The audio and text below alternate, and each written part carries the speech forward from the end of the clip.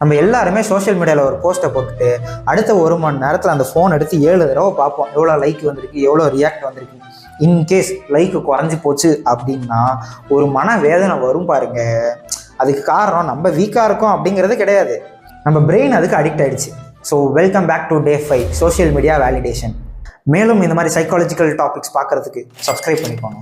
ஒவ்வொரு லைக்கும் நம்ம மண்டைக்குள்ள ஒரு ஹார்மோனை ரிலீஸ் பண்ணும், விச் இஸ் கால்ட் டோபமைன். இது என்னன்னா ஒரு ஃபீல் குட் ஹார்மோன். நமக்கு பிடிச்ச விஷயத்த பண்ணும்போது, பிடிச்ச ஃபுட்டை சாப்பிடும்போது, ஒரு கேமில் ஜெயிக்கும் போது இந்த டோபமைன் அப்படிங்கிறது ரிலீஸ் ஆகும்.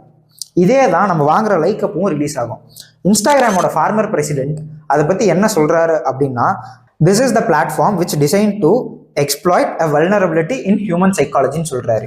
மும்பையை சேர்ந்த ஒரு பொண்ணு ஒரு இன்ஸ்டாகிராமில் போஸ்ட்டை போட்டுட்டு வெறும் 3 லைக்கை வாங்குறத பார்த்து ஒரே டிப்ரெஷனில் போயிருக்கு.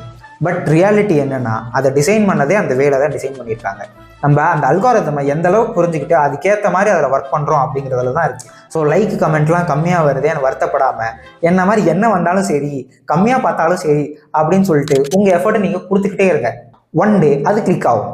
On a day 6, let's talk about people pleasing.